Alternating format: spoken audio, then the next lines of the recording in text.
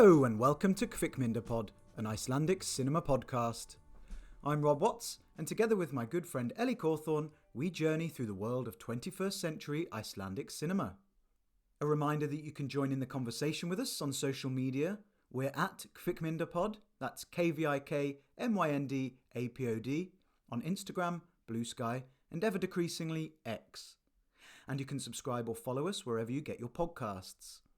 If that happens to be Spotify or Apple Podcasts, then please do give us a positive rating and or review, as that will help us reach more people and spread word of the great work of Icelandic filmmakers.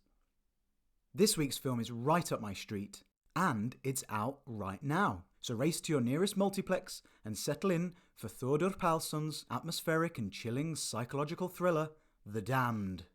When a group of fishermen decide not to act upon witnessing a sinking ship, strange and unexplainable events start to happen. But is the cause of the ensuing terror something rooted in Icelandic supernatural folklore, or is it in their heads? Starring the brilliant Odessa Young and a cast of familiar British and Irish faces, all speaking in English. That's right, no subtitles necessary this week. The Damned is showing right now, as I record this, in UK cinemas. Late one night, when everyone was in bed, there was a knock at the door. May the Lord protect you from harmful sea creatures and dangerous pirates. Go. Go.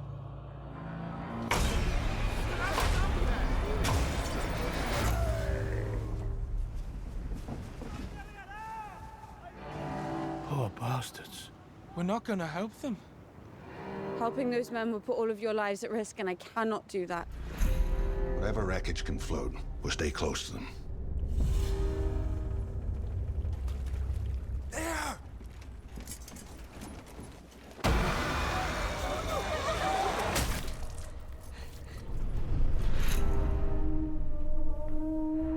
I've seen evil trying to get in here.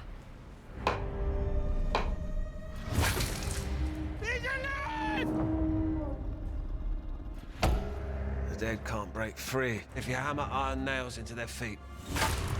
What happened on that ship was a terrible tragedy. He doesn't care. I wouldn't sleep if I were you. A thing like that never stops.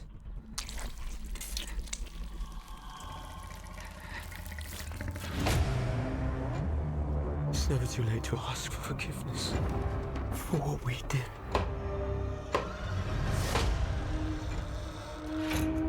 It won't stop until it's taken all of us. Keep it away! Keep it away from me!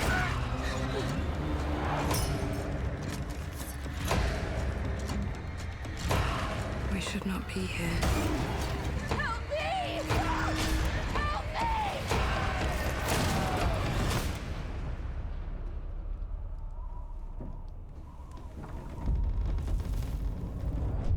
The living are always more dangerous than the dead.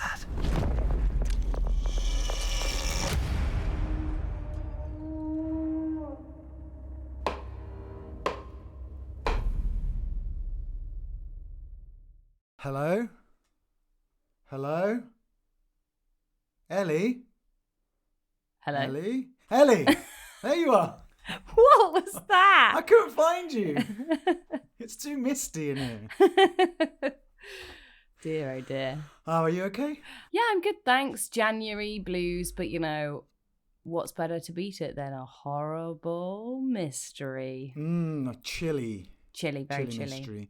That is The Damned. It's quite reflective, actually, of the time of year we're in. I mean, it's like, it was minus 18 I heard on the radio in some parts of Scotland last night. Shit, so really, this is the film for the moment. Truly, and it's even set basically around now, in the kind of just after the winter solstice. Yeah, it didn't warm me up. Let's just put it that way. It's absolutely freezing in the room right now. We've both got about 17 layers on. Didn't warm either your body or your heart, did it? This film? No, nor the mind. I know that's not a phrase, but you know, didn't warm my mind in any way. So this week we're talking about The Damned, which is a new film from director Thordur Palsson. Now, you probably haven't come across him before, but he created the Valhalla Murders, which was a Icelandic sort of crime series that was on Netflix, all about sort of historical abuse in a boys' home and then current murders that may or may not be related to it. It's very not good. about Vikings then? Not about Vikings, no. This is closer to Vikings, but not really. By a century, maybe. Yeah, it's historical, I guess.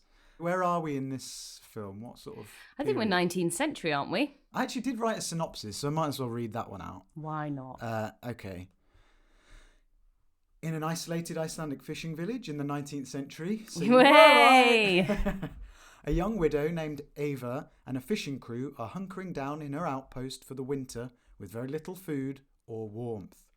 When a ship sinks off the coast, they must decide whether to rescue the sailors or let them die in order to ensure their own survival. Over the coming days and weeks, unease increases and their decisions and the consequences will come to haunt them.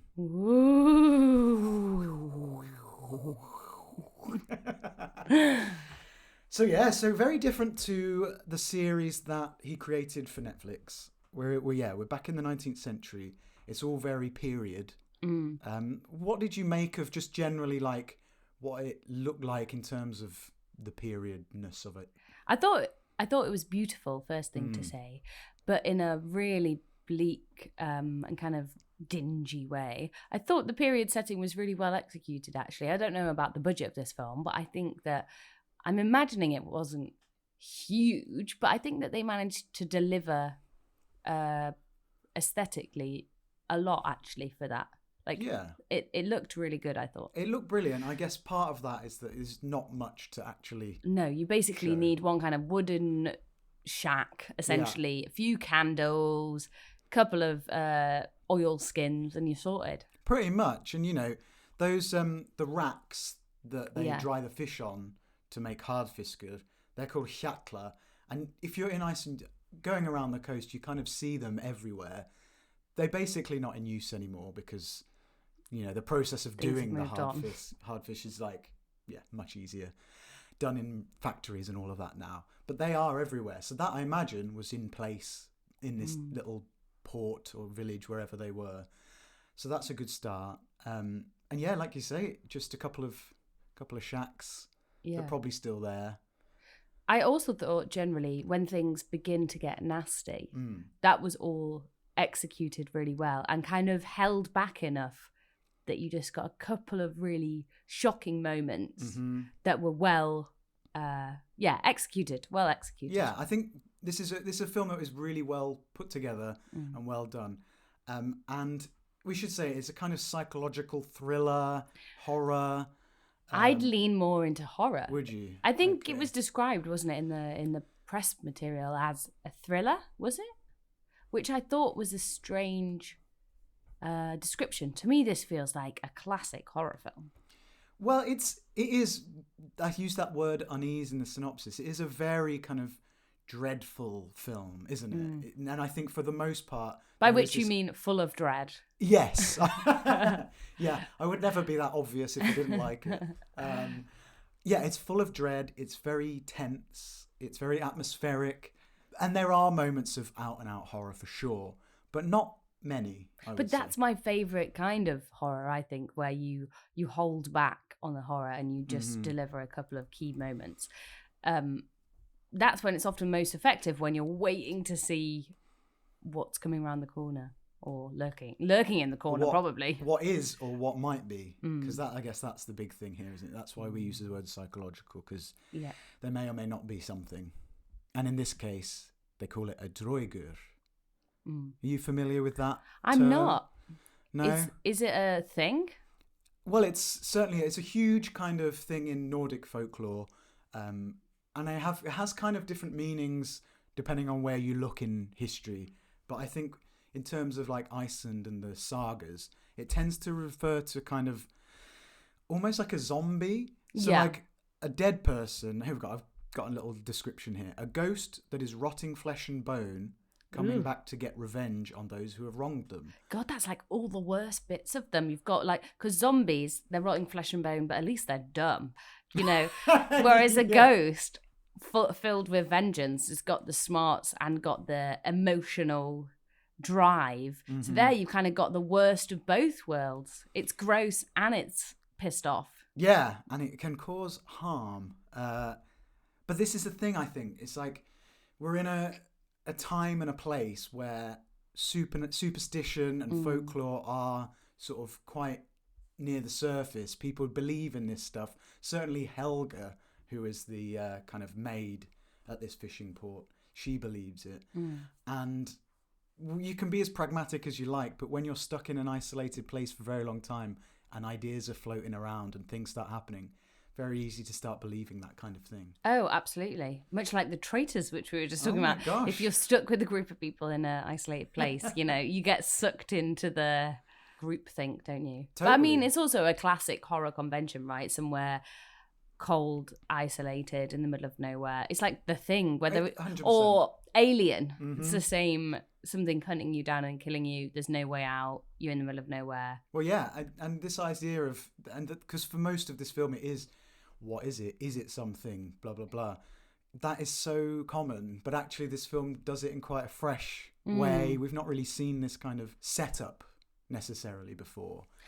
I thought that the whole kind of opening gambit of this film, the premise, is really strong, actually. So, shall we talk about it? I think we probably should. So, of course, we have this group of fishermen and a young woman who kind of owns the fishing station because she's inherited it, and a maid. They're stuck there. They're talking about how they don't really have enough supplies to see them through the winter. Yeah. On the far distant horizon, they see a ship being wrecked. And it's like a classic moral dilemma, which is you either just let these people drown And have that on your conscience.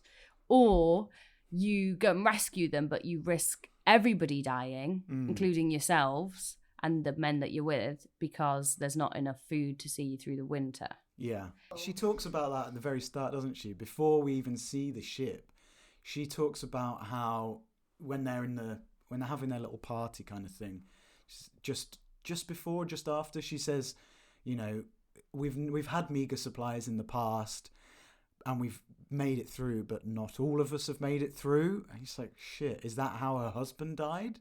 I think there's a bit that infers he died in a shipwreck. Okay, sorry, I forgot about that. But his name, Magnus Magnusson. Classic name. Classic, the guy who used to present Mastermind. Yeah. I'm sure it's the same guy. Fishing station in the winter, Mastermind in the summer. Yeah, exactly. It's the classic freelancer's job, isn't it? But I do think as a opening premise, that's really strong because everybody, you think, God, it's the kind of thing that, I mean, not all of us are on remote fishing stations in the middle of nowhere, but you can imagine a scenario in which some form of this dilemma could occur to anyone in any setting. For sure. And it's really, really difficult. I think you kind of have to just watch, and don't you? Well, certainly in that situation, I was with Eva and is it Ragnar, who's basically like, yeah, if we go out there, we'll die too, or if we save them, we'll die too. And this is set in the middle of winter. That's the reason they're stuck there, which means they've got like 4 hours of daylight. So even when they like go out to get some fish, they're coming home in the dark, which is going to be even more treacherous. If they start going out to try and save people, the chances of even, finding them, pulling them on board, keeping the boats afloat, all of that kind of stuff, that's dangerous in itself. I guess you could think maybe if we go and rescue some of them, we might be able to also rescue some supplies, which then could feed us all. Yes. But yeah, it's definitely a risk. It's a massive risk. And one that initially does seem to kind of pay off because, yeah, they haven't gone out. So they've avoided that initial danger. Then they have some fish wash up on the shore. Is it fish? Something in a barrel. Yeah. That apparently food tastes in a barrel. Good. Yeah. Comes ashore, which is brilliant. Then all the dead bodies come ashore. Less nice. Then things start getting a bit more creepy and weird and possibly supernatural, possibly not. Who knows? But should we cover a quick talk about that group of people? Because what we haven't said is this is a film by an Icelandic director. It was shot in the Westfjords, but crucially, it's in the English language. And it's got a classic cast of, British character actors off British telly. Yes, that guy off that thing and her off that other Yeah, thing, exactly. Like, for instance... Her off of Downton Abbey, him off of Peaky Blinders. Well, quite, yeah. I'm assuming you're referring to Siobhan Finneran, who's in Happy Valley. Of course I am. And Joe Cole from Gangs of London. But then...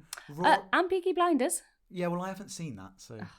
I should probably have seen that, coming from the Midlands and all, but whatever. Rory McCann, the Hound from Game of Thrones. And then, all of them are recognisable from so many things. A lot of them are Irish. And they have all their, local accents as well. So Siobhan Finneran's Yorkshire and the others are Irish and Joe Cole's English and whatever. That was the one thing that kind of made me feel a bit weird about this film. What, because you wanted them to all have the same accent? No, not necessarily. I think it was just that, are they meant to be Icelandic? Yeah. Their names are Daniel, Jonas, Helga, Skuli, Ragnar, Hákon, Aurlon. They're clearly meant to be Icelandic, but I think you've just got to suspend disbelief. They're basically doing dubbing themselves for you. And that was a thought I had this morning. Like, you get into it very easily. I was just for a while. I was like, "Are you?" No, it's never said specifically. We are Icelandic. Imagine you're watching a Chekhov play. I think that's the vibe, right? But if you're gonna nitpick, and you have to have some kind of internal logic within a project, right? Then maybe they should have all had the same accent, and they should have all had like a Cornish accent, or they should have all had like a Scottish accent. Yeah. On the idea that, yes, they're all Icelandic, but they wouldn't be from different... If they were on this remote, I imagine that they're not coming from, like, all different parts of Iceland, are they? Especially, like, a Cockney accent to me, which Joe Cole had. Yeah, I think so. Is like a city accent. They should have had, like, a country... In quote marks, a country accent. Well, maybe. I don't know why I'm now thinking about arguing with you, but like fishermen came from all over to various ports to work on different crews and stuff. So maybe he was from Reykjavik. Yes, they could all have just been from Reykjavik. We don't know. But this reminded me. Have you ever seen the programs The North Water or The Terror? The first line in my notes says, "This is like The Terror." How is it like The Terror? Because I haven't actually seen that one. That's the TV series with Kieran Hines. Yeah, that was I was going to say a highlight of lockdown, but it's so horrendous. I don't think you can call it that. But because I'm quite into the real story behind The Terror, the Franklin expedition, which is about this like failed. It's a real expedition, a failed polar expedition that went horribly wrong and turned to cannibalism. But it's this same thing that they start off They start off probably a bit more positive than this, but everything gets like worse and worse and worse by degrees. And it's about like this kind of slim chance of survival, like grasping onto like the tiny dregs you can to survive. Yeah, it's not a fun watch, but it is really good. But also this idea that there's something in this landscape of like ice and nothingness. Yeah. There's something there hunting you. And there's a lot of moral dilemma type stuff in that as well. Gotcha. If somebody dies in your party, is it okay to eat them?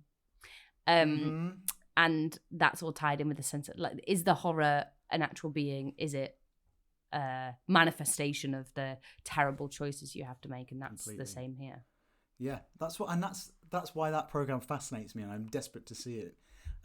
On the kind of more realistic end, the North Water, which is similar sort of thing with Colin Farrell. I did see that and thought, maybe a bit too depressing after The Terror. Very depressing, but also very, I don't know. It's like Moby Dick type thing. Sort of. It's also, again, based kind of on real stories and things, and a group of fishermen head north. It's like essentially an insurance scam, which is a weird thing to say, but seems more grounded. There's no sense of supernatural in it, but it's definitely all about getting stuck up in the wilds of the Arctic, and what do you do when you start to run out of food, and Yeah, all of that kind of thing. Just say like my least favourite and most favourite stories ever are like expedition ones of like when expeditions go wrong, like mutinies, or when you're in the middle of nowhere, there's like no way out, and it's all about if as a group do you stick together or do you turn on each other. Well, yeah, I think ideally you'd want to stick together, wouldn't you? Yeah, but it depends who you're with. Well, yeah, you can't decide for everybody, I suppose. And that reminds me of, there's a film, Joe Cole, obviously, who's in this. I think he's experienced with the Icelandic winters, because he's in a film called Against the Ice, which was a Netflix film with Nikolai Coster-Waldau from Game of Thrones, about a Danish expedition to Greenland. And 2 people from the crew got left behind. And it's sort of a survival thing of them surviving. Again, there's a lot of like them turning on each other, hearing noises, tricks of the mind, that kind of thing. So if you haven't seen that, well worth checking out. And that's a period piece as well, obviously. That's really, really good. Yeah, so Joe Cole was obviously familiar with how cold it was, but I'm not sure the rest of them were quite quite used to that. I was watching some interviews with like Odessa Young, who plays Eva. She'd never been to Iceland. She wasn't prepared for the cold, and I think it was very, very cold. I'm glad you brought her up, actually, because she's new to me. I don't think I've ever seen her in anything. And I thought she was a really compelling central lead. She's kind of got this, like, remote, young Romola Garai thing going on, but also kind of, I'm not sure of the actress's name, Beth in Little Women. It's got a hint of her as well. This kind of naive, but with a strong core, looks innocent, but is actually quite hearty. Yeah, completely. Hardy, not hearty. Well, both, I guess. Yeah, and this character needs that for sure. And she's kind of the centerpiece of the film. I thought she did a real good horrified look, which, you know, is required quite a lot in this. Yeah, coming from a point of quite stoicism as well, because she keeps it together quite a lot, and she dismisses like Helga's supernatural thoughts. Like there's the moment when they're putting the bodies in the coffins and Helga's saying all that shit about, you know, you've got to bind their feet so they can't escape, and bind their hands, nails in their feet, and turn the coffins around and all of that. And Eva's just like, no, I'm going to dismiss that outright. She's like, very pragmatic, get on with it. And she kind of, she keeps everybody together and the film together. You sort of focus on her the whole time, don't you? And it must be weird, because I can't imagine there were that many women who were the boss of a fishing station back in those days. No, I guess it's meant to be this kind of quirk of fate in that her husband was the boss of the fishing place and he's died. Yeah. And so now they all kind of, do they look up to her almost? I'm not sure. They obviously have respect for her, and I was a bit concerned at one point that like this is a whole group of men on their own in the middle of nowhere for a long time. What's going to happen here? There feels like there's a bit of a class dynamic there, like that she's maybe wealthier than them. I mean, in so much as she owns the fishing station. But that doesn't seem to make much of a difference in the current scenario, does it? No. I feel like we haven't really actually talked about what the scenario is. Be my guest. So, as we discussed, there's the shipwreck.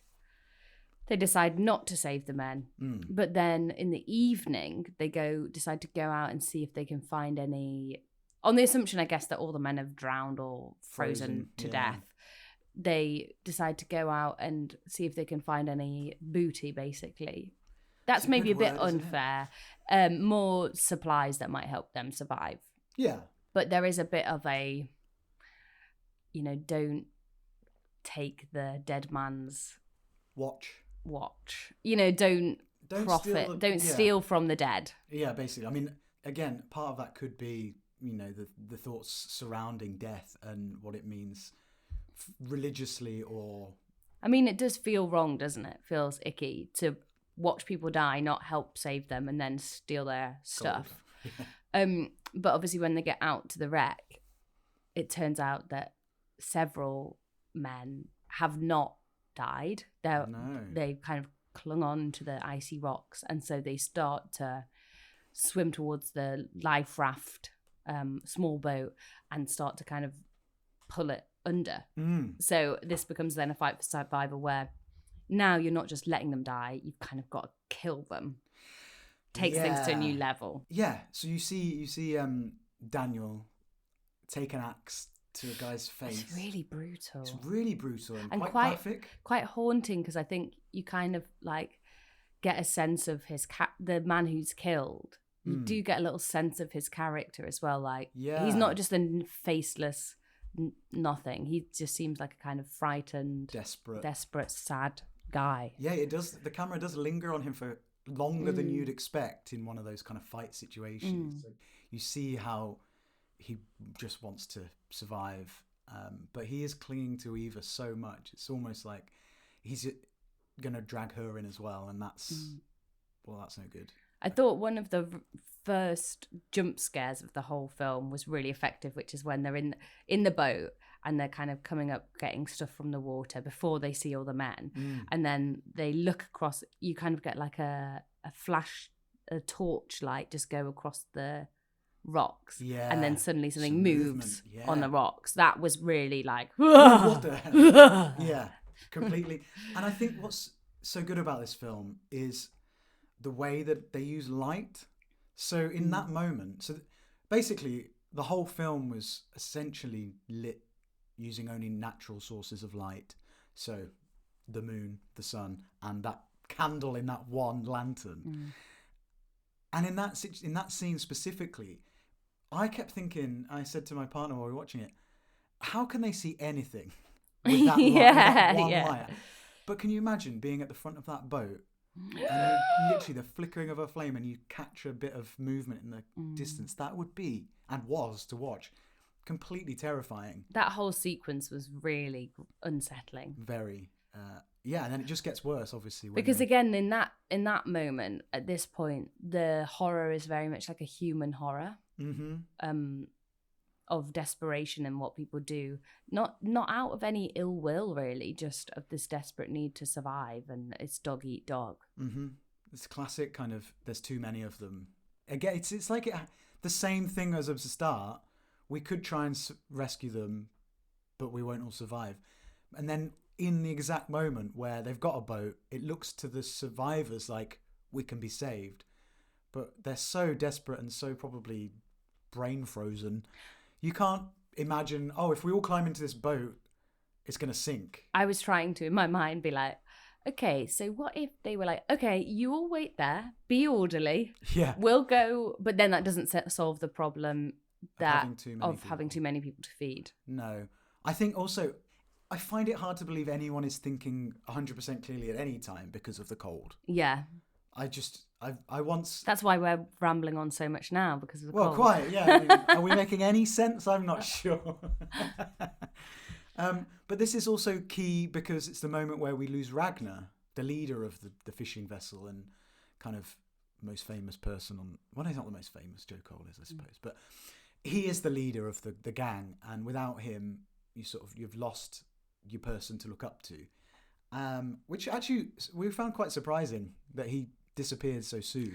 Well, I have thoughts about that later in the film, about the order of deaths, because so we essentially have this horrible sequence with the having to kill the men trying to get on the boat, get most people apart from Ragnar get back to the fishing station, and they do survive. But then there's this sense that they brought something back with them. Or is it in stealing the food from the dead people? They've invoked something. Yeah, either way, all their decisions and all the plans and whatever they've done up to this moment has been infiltrating their minds in a negative way, hasn't it? And then it becomes a classic. It's kind of like, the and then there were none. They're going to be picked off one by one. It's a slasher movie. But the slasher happens to be maybe or maybe not supernatural. But obviously in a slasher movie, usually you have a obvious order in which people are going to die. The joke is historically that it would be, anybody who's like a minority or whatever would die first. That's obviously not relevant here, but you'd have small characters or comedy characters, they're going to die first. Then you have the main protagonist left to the end, and of course the final girl. Yep. But some of that sequence fits, but some of it is played with here. Okay. Shall we go into it? Or just yeah, I'm not? thinking about, so to jump us forward a bit, the death of Joe Cole, which is really horrible. It's a standout scene. Yeah, in which, so he's kind of like possessed. Well, this is the thing about the film as a whole. It's like how each character succumbs to whatever it might be. They all start to lose their minds in one way or another. But so he is definitely the main male character. Yeah. And there's this hint at a potential romance with him. The slightest of a hint of a tease, as they would say. A hint of a tease of some kind of romantic connection between him and Odessa Young. Yeah. So I'm thinking, right, those two are going to be our last two standing. Yeah. Make it to the end. Yeah. Because that would be the logical way of doing things. But we actually get him possessed, and then with his horrible bloodshot eyes, and just like, is he possessed or by a demon, or is he just lost his mind? Ends up slitting his own throat. Because he's approaching her with his knife. Yeah. And you're like, oh God. Yeah, she was quite chilled at that point. I was like, I'd be much more like, Wah! Yeah. But what that means is that he dies before we've still got like two random minor characters left. Still a couple, just floating about, which I thought, okay, well, I know where this is going to go. He's going to be picked off this way. He's going to be picked off this way, and then we'll have Joe and Odessa left. But it was quite a fun little subversion of my expectations there. Well, that's good to know. Because I think when you talk about the conventions of a slasher, like I think Rory McCann dying first actually isn't that surprising. It's a bit like the whole Drew Barrymore thing in Scream. It's like your most famous person is dead first, but also still like surprising. It's the inciting incident, right? Completely. And then having randomers stay alive till the end is random. Yeah. But kind of cool in that way, because it does subvert expectations. And that slitting of a throat this film is punctuated with moments of pure kind of graphic horror. Oh my God, can we talk about the eels? We can. So this was again one of the great scenes. Bleh. So there's a moment in which their bodies come ashore from the shipwreck, and one of them looks like it's moving, or his stomach is distended. It's very alien. There's a great moment where the young chap is like, he's alive in a really, he's alive. I did kind of chuckle at that point. His belly is moving in the most unnatural way. He's not alive. He's not alive, is he? So they cut open the belly and out plop all it. Very plop. Yeah, so plop. Plop all his intestines, but also like a load of eels. But what's the... Is that just like a freaky supernatural thing? Or is... eels wouldn't be able to... So, in the moment... Oh, no. In the moment of this thing, it's so bad. It did take me out the film, because the first thing that came to my head when I saw the eels plop out was the Mighty Boosh song, Eels Up Inside Ya. Yeah. Oh my Remember God, that? yeah. What a callback. And there's a line in that song where he talks about eels getting inside you through various orifices. Oh. So if the body was... and this is so weird that this is my sort of reference. Of the body's floating about. But the body's floating in the sea. The eel's hungry. Well, there's a mouth. There's an anus. Oh. It's going in one of those holes. Yeah, I don't like it. But Probably I don't the know if mouth. that's possible. But It must be. I guess it's Still possible. grim. But so you took that as a physical horror, not a supernatural horror. Yeah, completely. But I think this is the start of people wondering about the supernatural with more weight, because that kid, while it's funny that he says he's alive, I sort of thought, oh gosh, he is starting to take on board this whole kind of supernatural draugar thing. He's seen movement. Oh my God, it's an alive dead body kind of thing. It's a reanimated corpse. I think this is kind of the kicker. Like, perhaps we might see it as being totally physical, but there's certainly this sense that the crew are thinking, this could be supernatural. Bad. Yeah. And it is. It does start to get bad from this point on.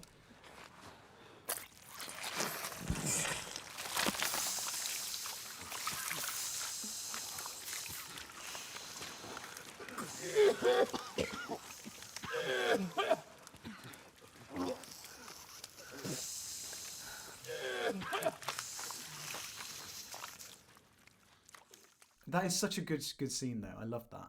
Proper body horror. Yeah. Proper just squelchiness.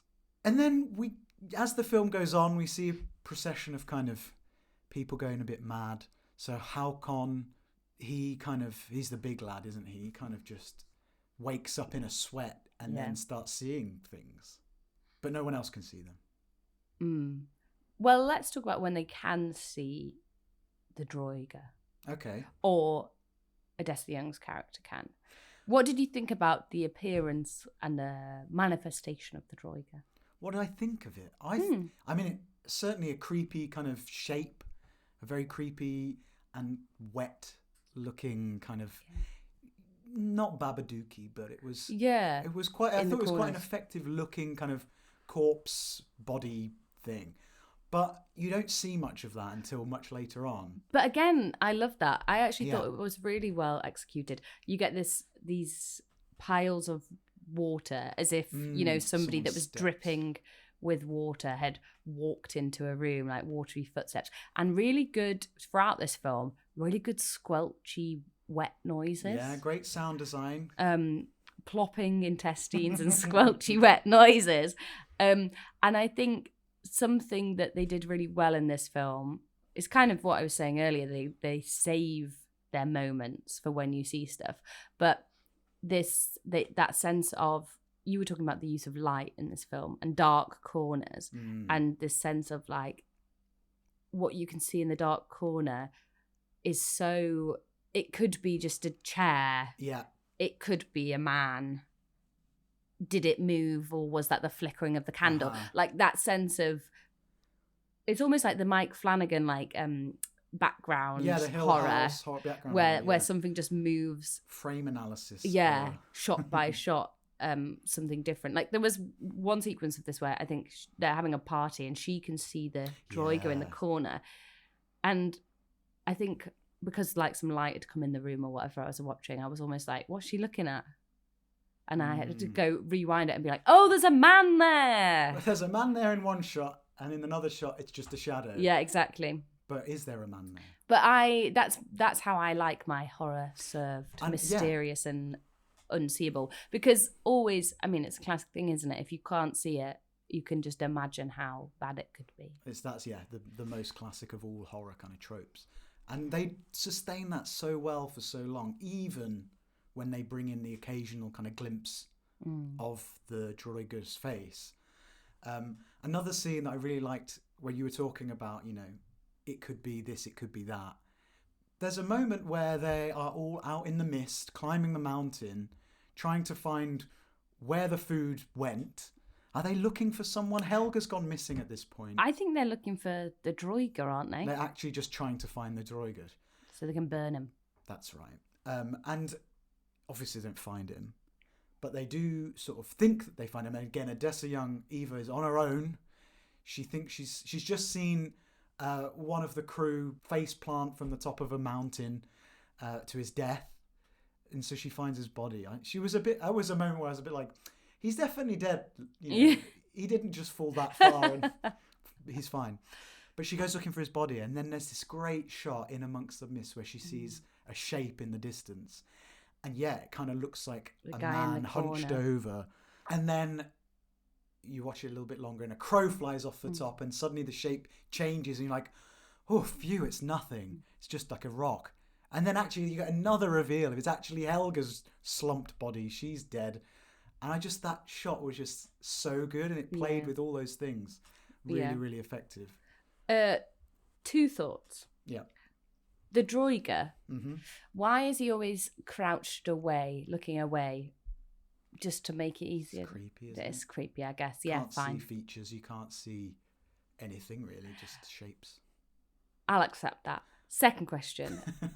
The draugar, is he a guy that was on this ship? Okay, well, you're going to say, well, is he? Because of the ending.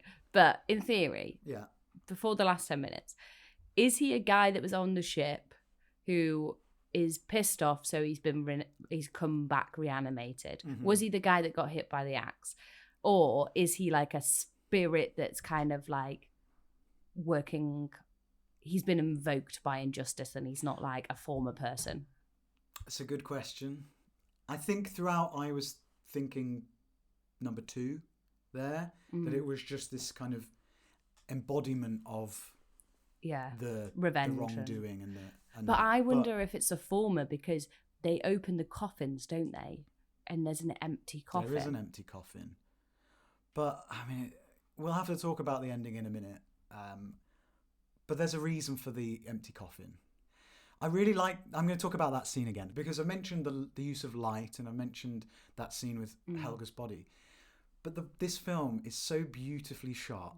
It's haunting, it's atmospheric, it just looks fantastic. And this is the guy, Eli Aronson, the cinematographer, who shot Lamb.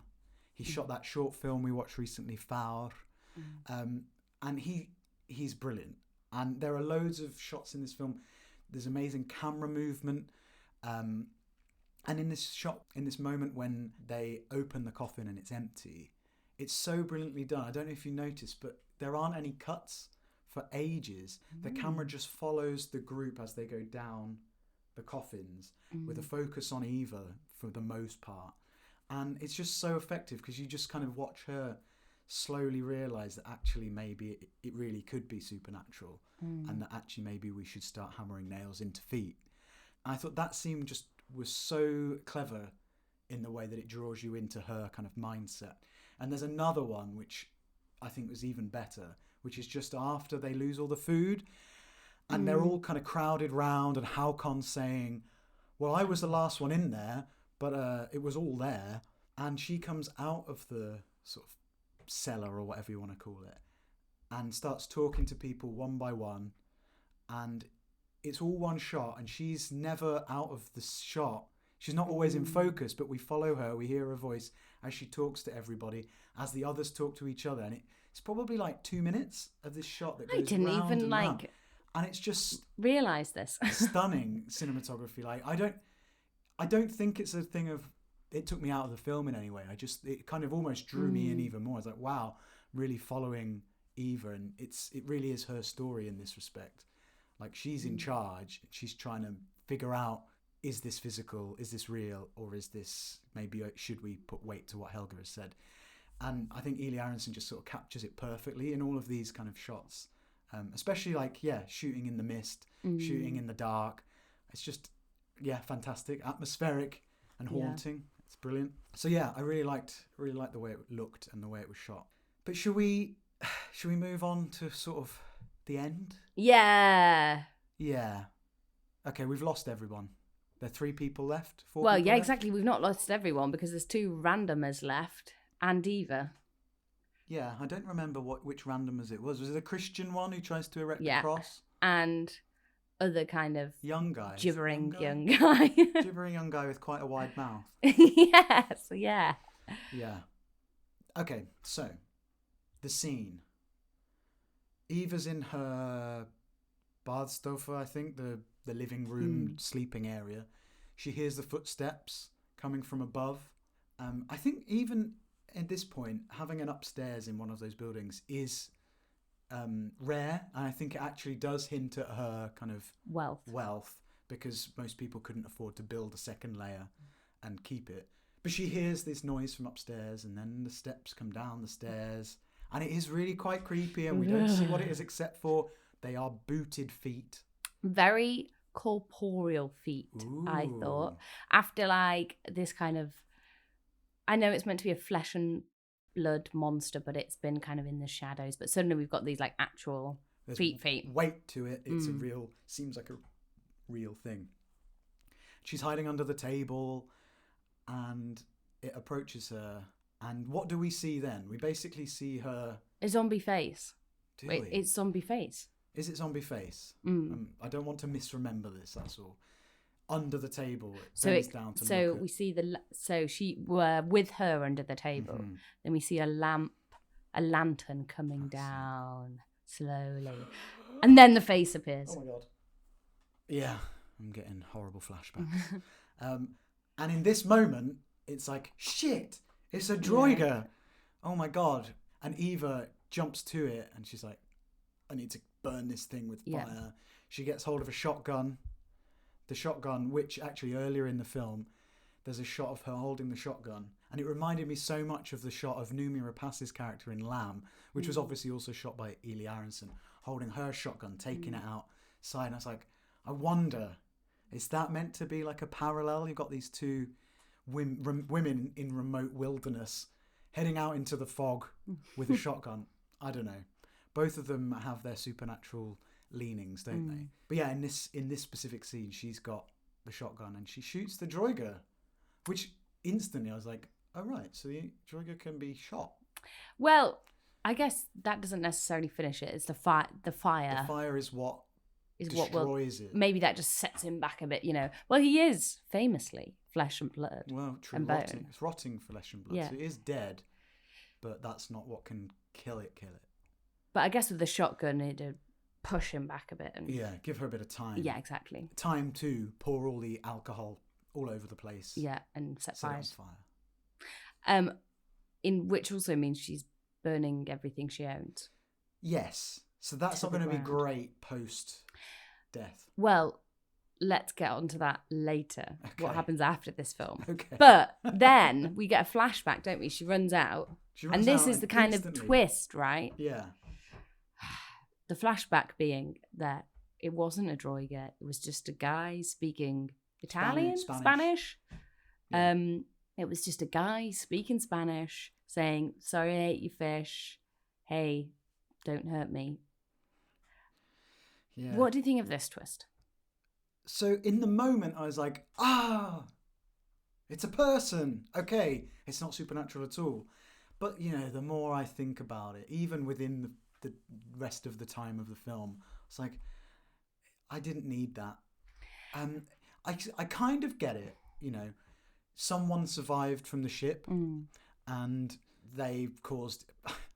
that's such a weird niggle. Why would he survive and take all their food, move a dead body, you know, do all this terrorizing, not sleep in the warm, not announce himself? They're not going to kill one person. Well, I don't know. It depends if he saw them. How did he get back to there anyway? Well, you know, a lot of the dead bodies were washed ashore, so he might have been able to... Washed ashore and then he woke Yeah. up and he wasn't Yeah. dead. Unless he was the dead body in the coffin. Oh. Or Helga moved the dead body? I don't know. In my mind, I don't know if you've seen One Cut of the Dead, and I shouldn't really... This is a bit of a spoiler, but it reminded me of One Cut of the Dead with him running around the outside, orchestrating all these things. So I won't ruin One Cut of the Dead, actually, but can you imagine what... We're watching this film, but take one step back, and on the outside there's a Spanish guy just running around, taking like the fish down, eating it and dumping the bones everywhere, then opening the coffins, moving a body wherever he's put that, doing all this like stuff just to kind of unsettle them. Well, maybe it wasn't to unsettle them, and maybe it was only half him. So if we go with this theory, Yeah. Okay, so he stole the food. That's obvious, to eat the food. That He didn't makes eat sense. all that fish though. Well, he probably stockpiled it somewhere so that he knew he could Okay. access it. Maybe he undid some of the coffins to see who was dead, or to see if, like, oh, can I take? I know my mate had a knife. Yeah. Okay. I'll take it from his Possibly. coffin. Okay. Yeah. Don't know about don't know about the missing body, but anyway, let's move on from that. Just ignore that. Was he like? Was he possibly in the corner at some points because he was like kind of No. lurking? That's all. Okay, so then that takes us into, if he wasn't there, then what's psychological? And I think that that's a lot of it. So maybe he didn't do anything else than that. He just stole some fish and hid Yeah. around a bit. And the rest is them thinking. It's all them imagining stuff because they're freaked out by what's happened. Yeah, I think you're right. Like, no matter how much you try and drill down into either side, you can't answer for everything that happens and everything they see or don't see. Definitely, some of this is psychological. Their minds have been infiltrated by this superstition. So, yeah, they might think they see the draugar. They might go a bit mad on these thoughts. but some of what they're seeing or experiencing has been done by this Spanish guy. And he does say something along the lines of, sorry, I wanted to terrorize you because of what you did. Does he? He does, yeah. Okay. Because he's like, you let us, he doesn't say it specifically, he doesn't say you let us drown. So in my anger, I wanted you all to suffer. But something along those lines. So he is doing stuff to mess with them, I'm sure of it. So would you have preferred it? Do you think it would have been a stronger ending if they'd just backed their convictions in the supernatural? As in, like, if they'd just been like, yeah, it was a draugar, it's a supernatural film, the end. No, I think I do like an ambiguous ending. Mulholland Drive is my favourite film. So I think maybe this takes some ambiguity away. This twist. It sort of does, but like we were just discussing, it doesn't take it all away, does it? Because like you say, that him be doing stuff doesn't mean there wasn't a draugar. No, well, no, it doesn't. And whatever Eva sees in that back room when she looks into the shadows, it might have been there. It definitely wasn't the Spaniard, because there's no way he would have been in the house with no one seeing him. I think it's fine as an ending. I think perhaps they didn't need to show us that there was a Spanish guy and apologising for whatever he did. I think I was happy with it still being ambiguous by that point anyway, because we didn't know, and I think I'm all right with that. I think it would have been fun to see her destroy the house, but not have a flashback. I guess maybe it says more about like the collective hysteria, right? If it is just a normal guy, because she's got so like sucked into this like fear and everything that she can't even see reality from the supernatural. I guess that's kind of what it's saying there. And that also then at the end, rather than this triumphant ending of, well, not too triumphant because most people are dead, but like rather than this ending saying, we've killed the horrible supernatural zombie thing, hooray, it's more like, oh God, you've just like murdered another person who was kind of innocent. Well, yeah, he was innocent in that he didn't kill anyone. I like that we see that even in her last moments being, hysterical. I don't really like to use that word about women, but, but I will. But I will in this instance. I like that, because Haukon sees things, but we all know that there was nothing there. In that moment, she's seeing reality, but with a kind of veil filter on. Yeah, on top of it, which for me is one step closer to reality than seeing nothing at all. Yeah. Yeah. But also, just you alluding to, so I said she's burned down everything she owns, and you said, yeah, which can't be that good for the end. Surely, after this, there's nothing but death for her and the other two. Because they've just burned down their shelter. Presumably, depends where the guy stashed the food, but like, they've burned down all their supplies in it. Aren't they just going to die now? Well, it isn't the only building, I guess. But they don't have any food. It does seem very bleak. So it probably is the beginning of the very end for them.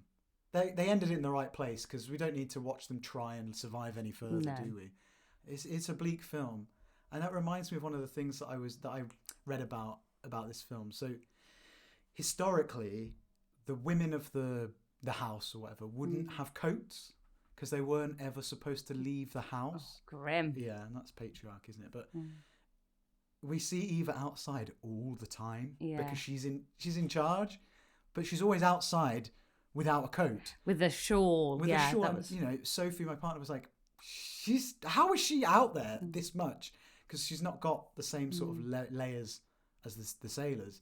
And it's just like, she would have been absolutely freezing. It's historically accurate obviously in that way and in many other ways. But just hardcore. She would be the first to go out of the three of them. Now she's burnt down her house. Grim. Merry January, everyone. But it's good, isn't it? Yeah, I really enjoyed it. And I really liked it. I was thinking, because I saw Nosferatu last week at the cinema. So did I. What did you think? Really enjoyed it. Yeah, same. And that film itself was completely shot in natural light as well. I think it makes a really good companion piece, actually. Yeah, definitely. And even down to there's a moment where Eva is walking among the graveyard, and it's just her, the crosses, and the landscape behind her.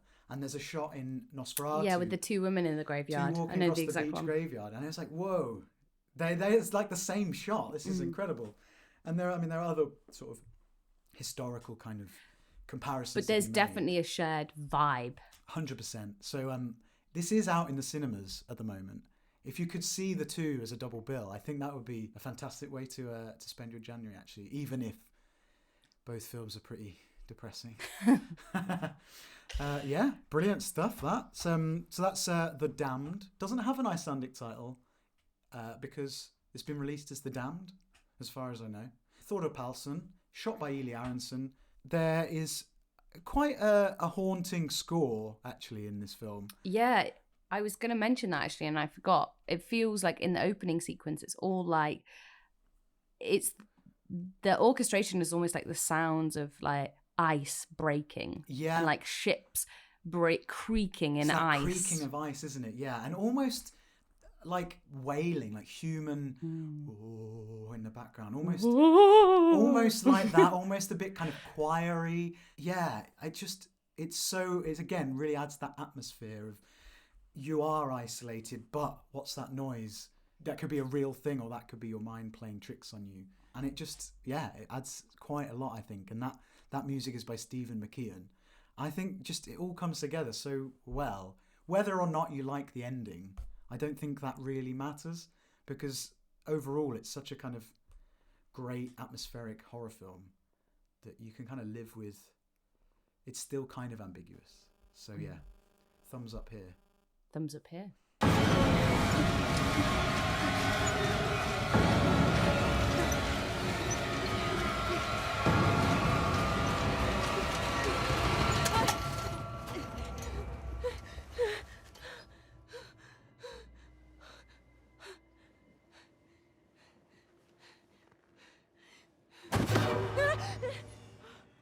Okay, maybe I overthought and slightly embellished the Spaniard's final words, but I reckon my hypothesis still stands. What do you think? And just how creepy did you find the film? Perhaps you know more about draugars and can share some info. If so, please do. One thing I forgot to mention was that while watching the film, I was reminded of a novel that I read last year titled The Glass Woman. Written by Caroline Lee, it tells the story of Rosa, a young lady who moves to Stikkisholma to marry the mysterious and terrifying Jon, a leader in the village who refuses to speak of his deceased first wife and who the villagers all regard with suspicion. Strange noises come from the attic, the isolation Rosa feels is overwhelming, and the novel is just as atmospheric, suspenseful, and steeped in Icelandic folklore as The Damned. If you want some further reading, I suggest picking up this book. Thanks for listening. Ellie and I will be back soon. Tack or bless. Thanks and goodbye.